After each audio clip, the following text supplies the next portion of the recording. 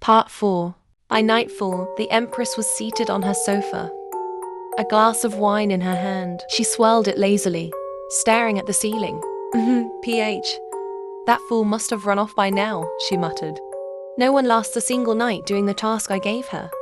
She's probably crying. Cree-ache. The door suddenly creaked open. The Queen froze, the glass trembling in her hand. A ghost? She whispered. Her eyes widened as a pale, hollow-eyed figure stepped in, dragging its feet inside. The Queen's soul nearly escaped her body. By the heavens, what foul spirit dares intrude? It's me, your majesty, Liz croaked, looking like she had aged 50 years. Her hair stuck out in every direction, and her eyes had permanent dark rings. I'm done. The Queen almost dropped her wine. What is that? She hissed, half-seated. She didn't knock. She's pale. She's moving like the zombie. I should have ended her from the beginning. Liz staggered closer, dumped a massive stack of papers on the desk, and bowed with stiff dignity. Everything you asked for, Your Majesty. Sorted, cross-checked, and boredom ranked. The agriculture report was a solid 9 out of 10 snore factor. The Queen blinked. You, terrifying creature, get out. Your face alone will give me nightmares. Liz froze. My face? Yes, your face. It's night. Don't haunt my chambers out. With her pride wounded, Liz stumbled out of the chamber. She paused outside. What's wrong with my face? The guards, looking at her and laughing, coughed into their fists. Finally, one whispered, you kinda look like a raccoon who lost a fight. The second guard snorted.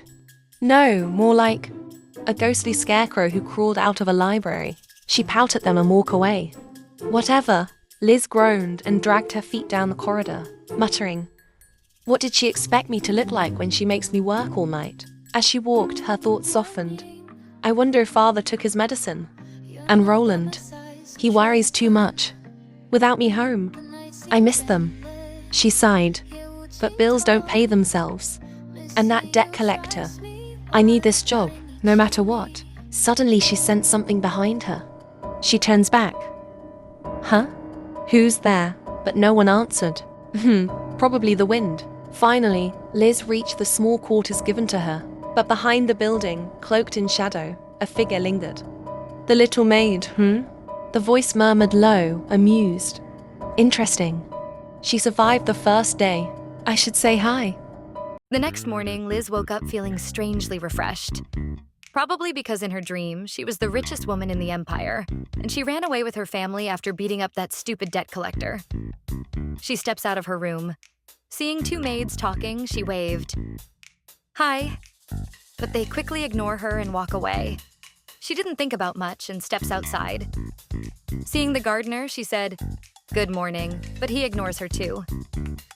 Liz, what's wrong with people here? She skipped breakfast, humming, and walked confidently into the Queen's chamber. The Queen was already awake, going through documents with her usual intimidating glare. You're late, the Queen said flatly. Liz froze. Late? But I came early. What is she, running on demon time? She swallowed down her protest, bowed, and greeted her politely.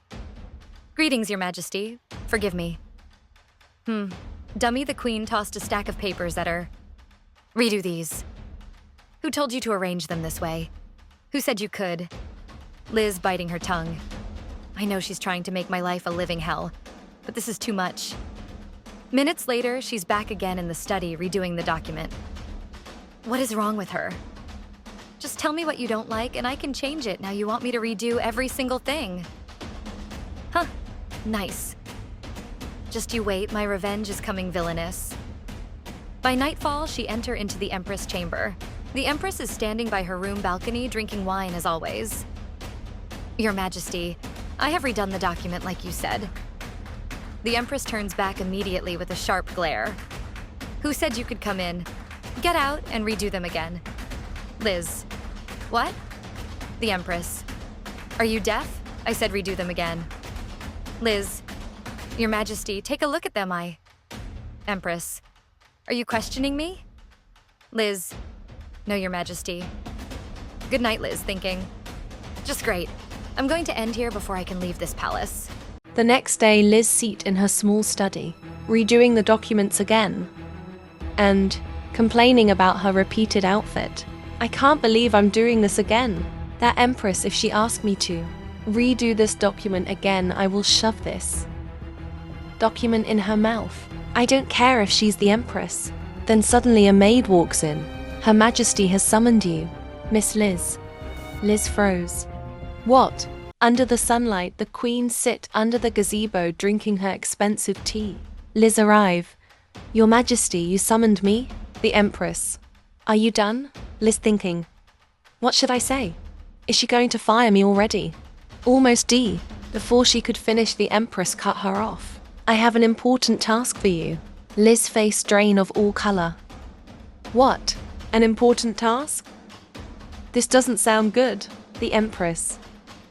I'm trusting you with his task, so make sure you do it well, Liz. This doesn't sound good.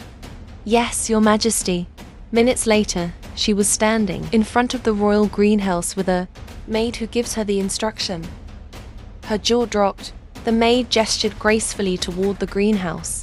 The Empress instruct that you catch all the birds that got in. Liz. What? The maid.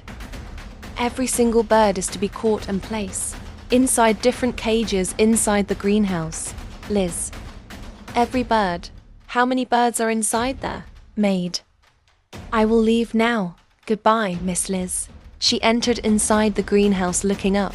Her soul nearly left her body. These weren't tiny sparrows. They were giant, swooping demon bird that looked sharp enough to pluck out IB*LL. Liz sobbed dramatically, clutching her head. Is this how I end? Ripped by oversized flying chickens. Anyways, at least I'll become bird food in style. One bird screeched and flapped right over her head. Liz. Zookeeper indeed. Wretch Empress. This is a gladiator match. By evening, back in Liz's study, the Queen sat reading through Liz's documents, her brow furrowed. What is all this? The butler standing beside her. The organization was flawless, the handwriting elegant. The reports were easier to read than ever. How did she do this? She glared at him. The butler. Sorry, Your Majesty. Of course, the Queen wouldn't admit that out loud. She clicked her tongue. Stupid girl. She thinks she's good. She's just lucky. Besides, she grinned. She probably already run away. I purposely released those big birds. She smirked to herself. I'm sure she couldn't handle it. Guard, she said casually. Where is the woman? The knight bowed. We haven't noticed her leaving the greenhouse. Your Majesty. The Queen blinked. Still? Now curious, she stood and looked at the butler. Get ready, Lulu. Let's go see if my poor attendant is breathing. The butler thinking, this is not a good idea. Minutes later, the butler and Empress sit inside the carriage. Lulu, I can't see her. The butler. We can't see her from here. Let's just leave. Your Majesty. I'm sure she already ran away, the Empress. Really? How are you sure? I want to make sure she gone for good. The butler. I don't think it's a good idea, Your Majesty. She glares at him. Few minutes later, they're inside the greenhouse. The Empress. Still can't see her. I think she already ran away. Lulu. It seems so, Your Majesty. Let's leave now. The Empress. Why are you shaking? Don't tell me you're scared. Just then a black raven lands on a plant beside her. Don't worry, I'm sure those birds already escaped. The butler shaking. Your Majesty, the Empress. What? Why are you looking at me like that? She turns to see the raven bird. Her heart sank. Lulu, take it away. She turns to the butler, but he's already halfway out. The Empress froze. Staring at the bird, she stiffened, horrified. Don't come close. Stay. Away from me. She hissed, then tried diplomacy. Look, you feathery demon, I am your queen. I command you to leave me. The bird pecked at hearing. Stop, you vile creature. Someone save me. That was the moment Liz walked in. Her hair messy, feathers sticking out of her cloth. Her hair is a mess. She looked like she had survived a war. My Empress? What are you doing here? The bird flew away.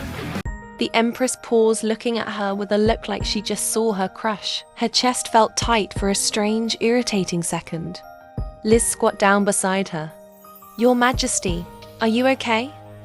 She didn't say a word, still looking at Liz. Liz, Your Majesty? Just then Lulu is back with guards. Your Majesty, are you okay? I'm here to save you. The Empress quickly snapped at Liz. Don't touch me. Get away from me. You smell disgusting. Liz quickly moving away. Sorry, Your Majesty.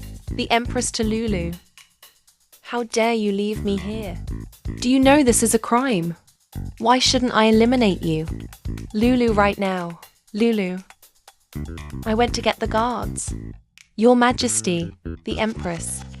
Shut up as she walks away. Get me out of here and fire those servants that released these birds. The butler looking at her with a face. You're the one who told them to release the birds. Now I have to fire them. Liz, what is going on? Fire. Who? By the way, did she call me trash? If you enjoy this chapter, don't forget to like, share and subscribe.